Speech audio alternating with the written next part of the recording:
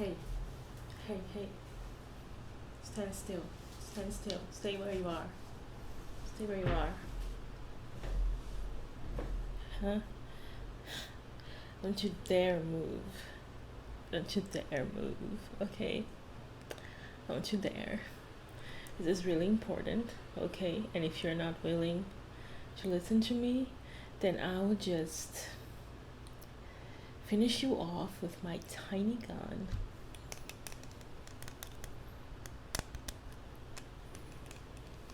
Finish you off with my tiny gun and find somebody else who's going to listen to me.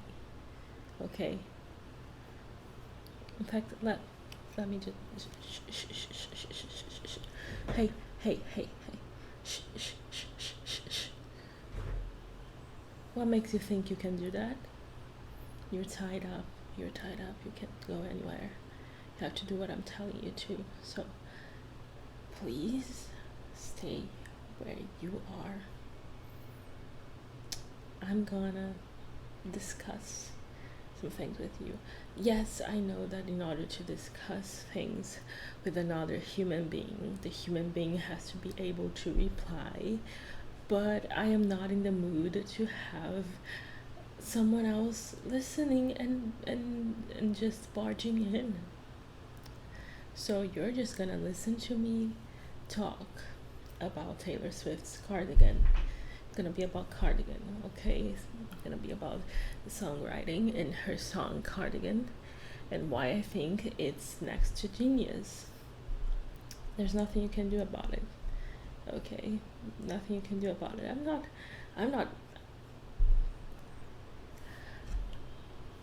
not a Taylor Swift fan at all. Like, I'm not. I'm really not a Taylor Swift fan at all. But here's the thing. I really like this song, and I really like this music video. And I think you need to listen to all of the reasons as to why this is a really good music video. And don't you dare move, because this gun may be tiny, but it's full of needles. Okay, 1,000 of this and you're dead. So if I shoot you enough times, you are gonna die. Just saying. So let's just begin. I'm so excited. I'm really excited. I'm really excited. Now that I got you calm, I think I can turn down my gun, right? Like, I think we're good, right? Okay. So at the very beginning of Cardigan, like, even in the music video, she's just playing the piano, and you can hear not the birds. You can hear the birds here, but in there you can hear the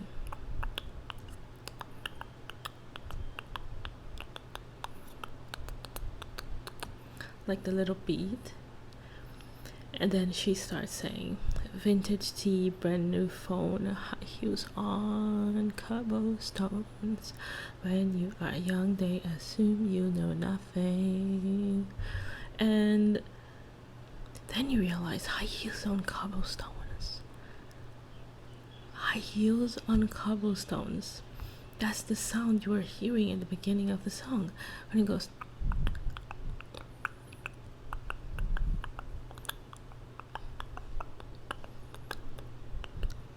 that is the sound you are hearing. High heels on cobblestones. Isn't that amazing? And then she goes, when you are young, they assume you know nothing. Which is a verse, a line that's gonna repeat itself many times throughout this song. Now, what does this mean? The character in this song, is indeed very young. She's supposed to be like 17, and according to Taylor Swift, this is about a teenage love triangle.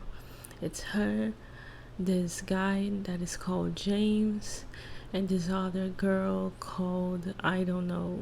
I only know that this girl from Cardigan is called Betty.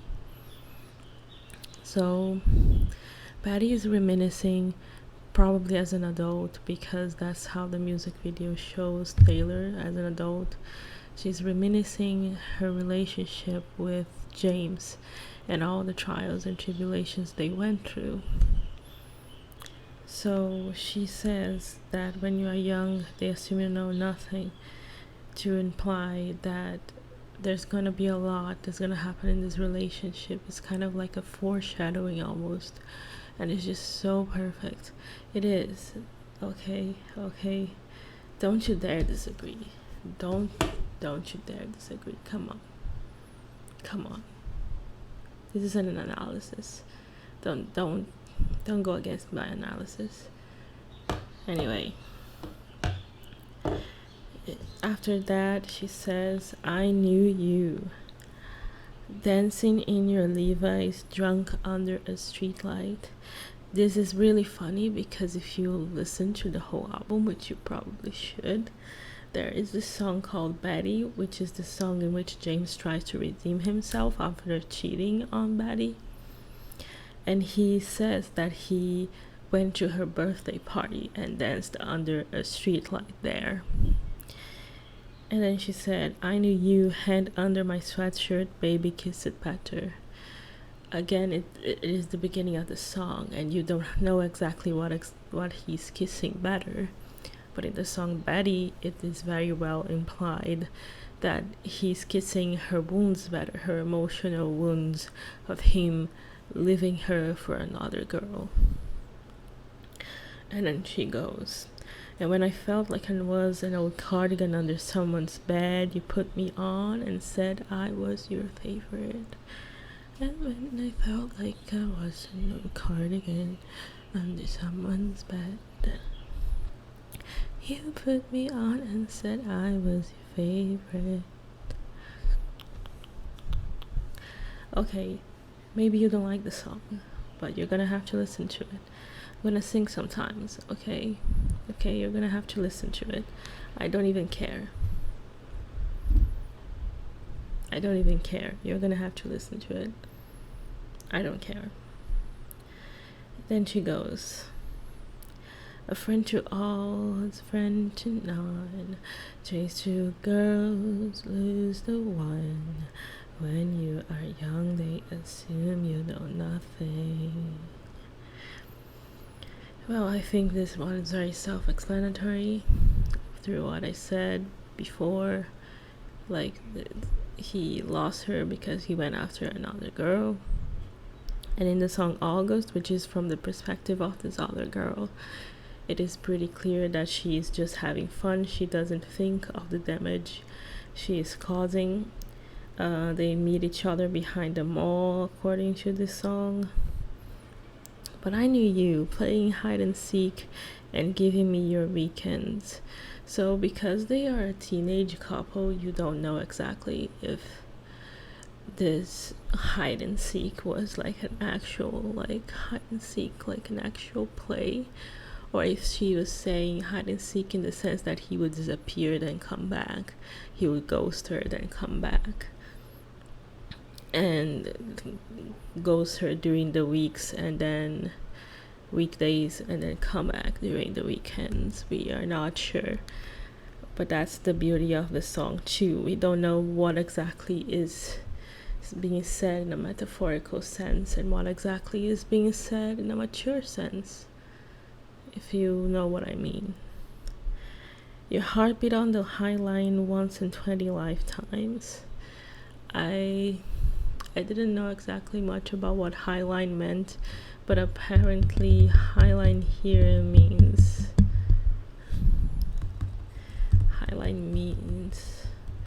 that his heartbeat was really fast, that like the love they shared even as a teenage love triangle was like adrenaline to him, and that's why he was so addicted to it.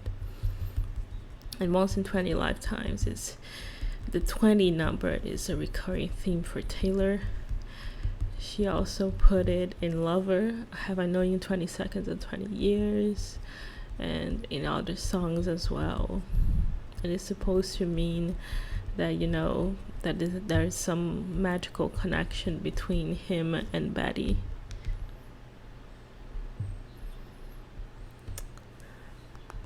I'm here reading on my cell phone.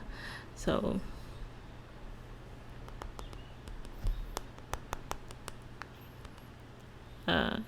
then she goes, not him. He's not part of the song. He's not singing in the song. When I felt like I was in a cardigan under someone's bed, you put me on and said I was your favorite. Again, the chorus of the song, except this time it feels much more magical and much less like an awkward beginning. Even though the whole first part of the song was kind of a foreshadowing, which is a very interesting thing about the song too. And then there's the bridge. To kiss in cars and downtown bars was all we needed. You drew stars around my scars, but now I'm bleeding. What? You don't want me to sing? Friend, you don't have a choice in this matter. You don't have a choice. Just please stop trying to struggle. Just sit down, relax. It's not gonna take much longer. It's already on the bridge. Please relax, alright? Don't make me do it. Okay, relax. Thanks. Thank you.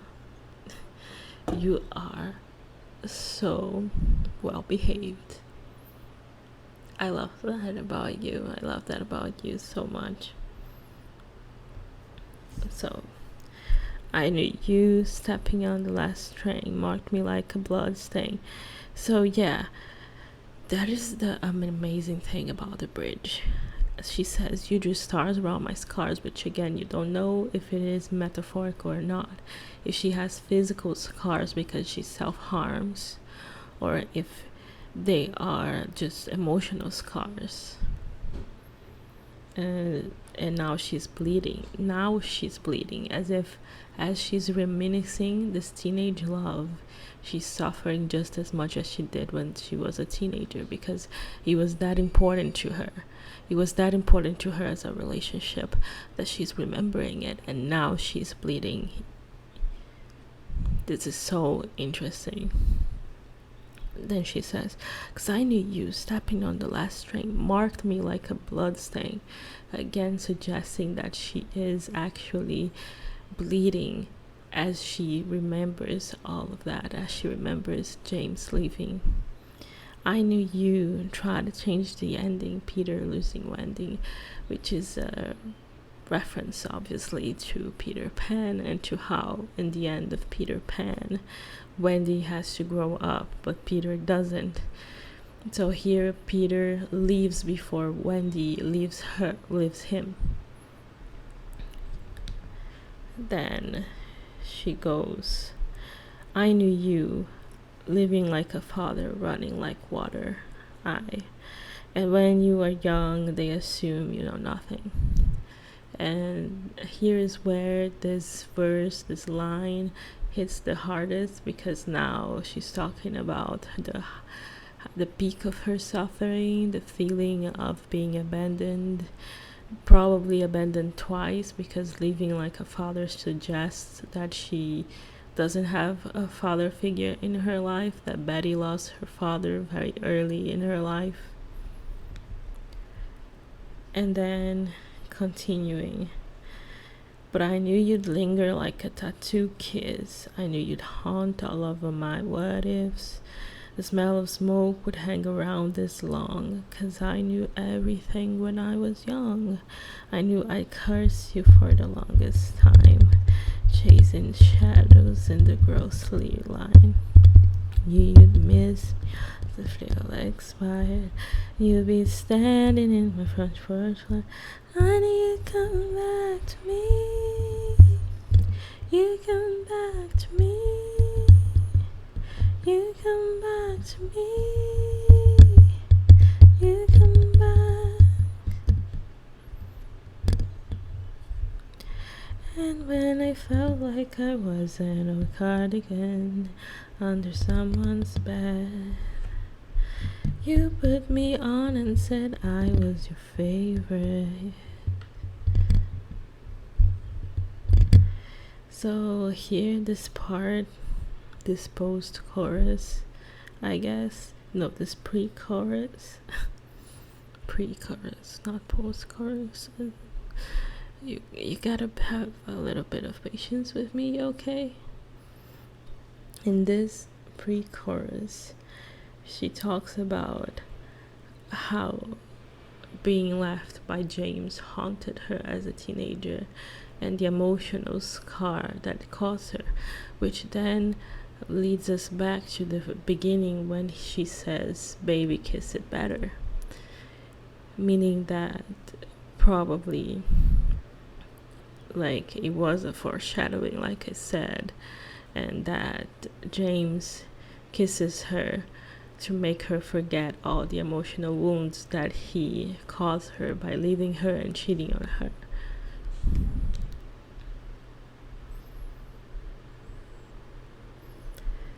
But at the end, the last chorus is much more bittersweet, because now she doesn't feel like an old cardigan simply because she feels bad about herself or because life feels hard, but because James himself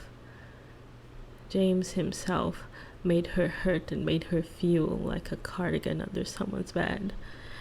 But he now is the one who repairs her by taking her back and claiming her and saying she is the one. So yeah, this was my analysis of Cardigan. Yeah, I know it was a little bit long, but the song is long. The song is like 10 minutes, right? No. Shh. Hey, don't move. I know the song's not 10 minutes, but it was just to show that I like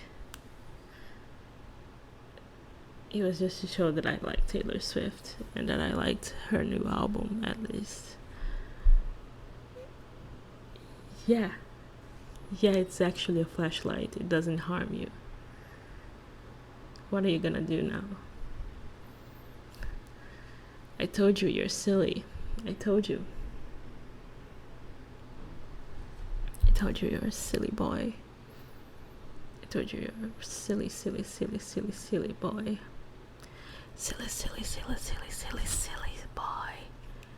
Now you're gonna have to wait until I untie you and I made you listen to a random person talk about a song for like almost 20 minutes. What are you gonna do about it, huh? What are you gonna do about it? Yeah, I know. You're done.